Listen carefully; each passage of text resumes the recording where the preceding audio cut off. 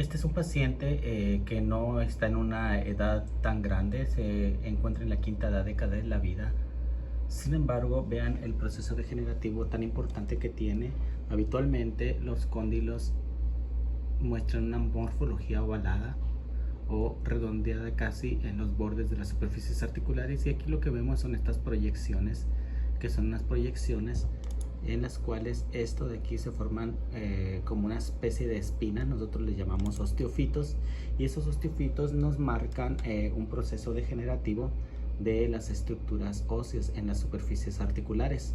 En este caso aquí vemos los osteofitos que están muy bien formados, son grandes, y los vemos tanto en la parte lateral de los cóndilos como en la parte anterior de los cóndilos también. Aquí tenemos otro osteofito. Dentro de eso también los osteofitos se van a relacionar con el cartílago articular. El cartílago articular, aquí se puede ver, es esta línea que está aquí, y es la cubierta de tejido blando que recubre la superficie articular y que ayuda al soporte para prevenir los golpes durante la mecánica del movimiento de las personas, que se producen entre las superficies articulares del fémur y de la tibia. En este caso el cóndilo y las mesetas tibiales. Estos aquí son amortiguadores para que se evite la afectación de las superficies articulares. Sin embargo, durante el proceso degenerativo se pierde la continuidad. Aquí ya no vemos el cartílago articular, se ven algunas imágenes pequeñas que pueden ser remanentes de ese cartílago, lo que nos traduce que hay una pérdida del cartílago, y esto hace que la superficie articular contacte directamente con el resto de estructuras durante los movimientos de los pacientes, y a la larga todo esto va produciendo un proceso degenerativo que, conforme pasa el tiempo, los años, se va produciendo un desgaste mayor, y es como un círculo vicioso en el cual a mayor desgaste, mayor afectación, mayor desgaste, mayor afectación, y así se van hasta que llegan a un proceso degenerativo severo, que se va a traducir en dolor, mucho dolor al caminar, al estar mucho tiempo parado, al brincar, con también la limitación importante del movimiento de los pacientes, debido a precisamente al choque de estas estructuras que ya no tienen las superficies de cubierta que los protegen habitualmente. Entonces, este proceso degenerativo aquí en este caso nos interesa porque, y se los muestro porque ya les he mostrado varias, se clasifica, bueno, tiene varias clasificaciones. Nosotros utilizamos la de Kellgren, y esta clasificación de Kellgren y Lawrence nos va a indicar la presencia de osteofitos, la afectación de las superficies articulares, el defecto de los cartílagos articulares y las distancias articulares. La mayor parte de las veces nos encontramos con un grado 3 de Kellgren, en el cual se encuentran todos los hallazgos que dijimos, además de afectación subcondral por presencia de imágenes quísticas, edema de médula ósea subcondral, como este que vemos aquí, etcétera. Pero habitualmente se tiene todavía una cierta distancia articular. Cuando ya hay pérdida de la distancia articular y se contactan de forma estrecha las superficies articulares, decimos que ya es un grado 4, que es el grado más alto del proceso degenerativo de la rodilla.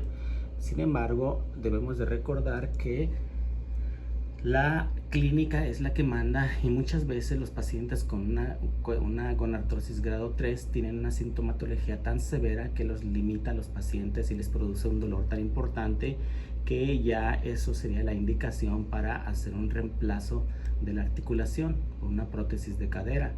¿Qué es lo que finalmente sucede con estos pacientes?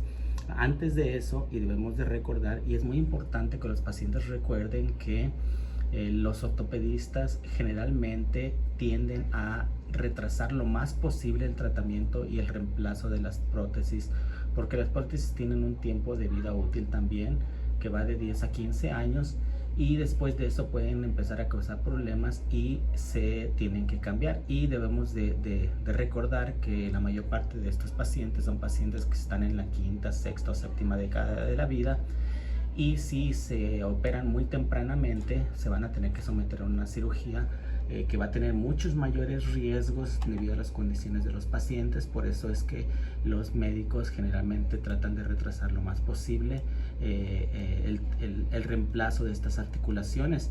¿Y cómo lo hacen? Pues bueno, pueden entrar, pueden aplicar medicamentos que quitan el proceso inflamatorio, que hacen una especie de recubrimiento. Pueden entrar por medio endoscópico a hacer una limpieza general de todo el proceso inflamatorio, liberar las plicas, las fibrosis, todo eso que hay, y eso alivia mucho los síntomas y les da todavía más tiempo de vida para retrasar lo que es el reemplazo de la rodilla. Una vez hecho el reemplazo de la rodilla, pues el pronóstico que tienen los pacientes es, si se cuida bien el paciente y hace una buena rehabilitación, el pronóstico es muy bueno y a muchos años, y las molestias y la incapacidad del movimiento se eliminan casi en su totalidad. Entonces, eso es importante que reconozcamos. Y bueno, ¿por qué se produce? Muchas veces esto se produce porque los pacientes cuentan con antecedentes de procesos degenerativos como artritis reumatoide, etcétera. Pero en este caso lo que quiero que vean es este tipo que tenemos aquí, que es una rótula. Este es tipo de rótula. Esta es la rótula, que el hueso que va por delante de la rodilla, que si aquí podemos ver está desplazado lateralmente.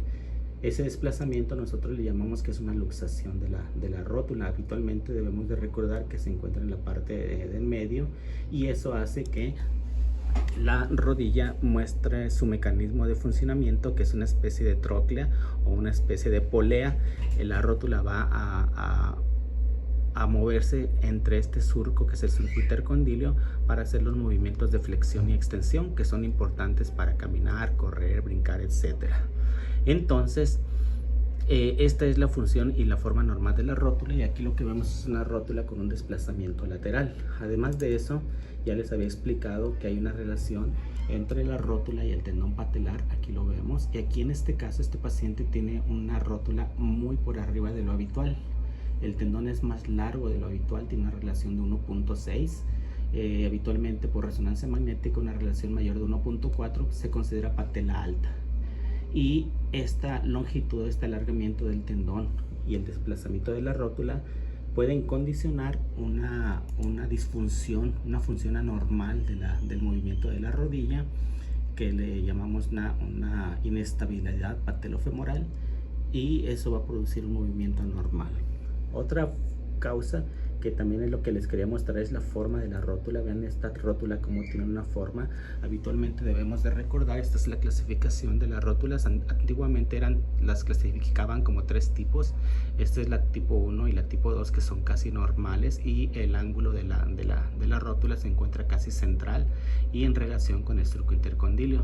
Pero la rótula puede cambiar de forma, y cuando cambia de forma, entonces la función sobre el surco intercondilio se pierde, y esa pérdida hace que haya una disociación entre el movimiento por la forma de la rótula con el surco intercondilio, y a la larga todos estos movimientos van produciendo una inestabilidad al caminar, que conforme van pasando los años se traduce en un proceso degenerativo.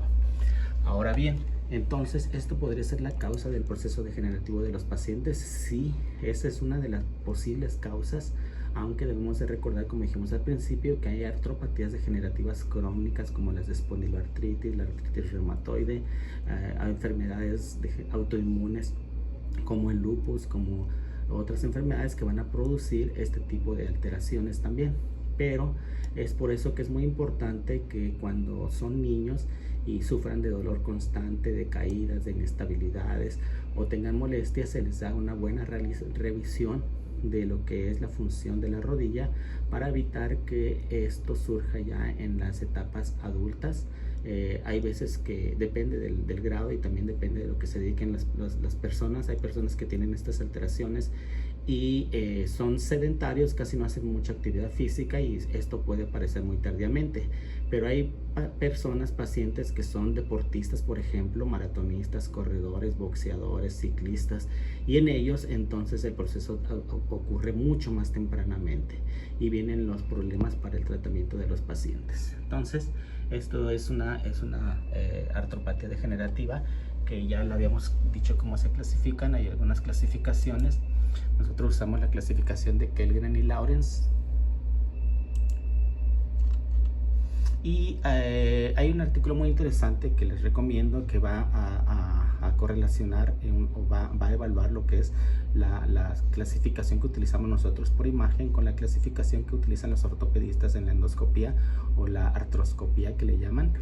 Y en esa se ve, este artículo nos indica las diferencias que hay, que son muy importantes para la correlación.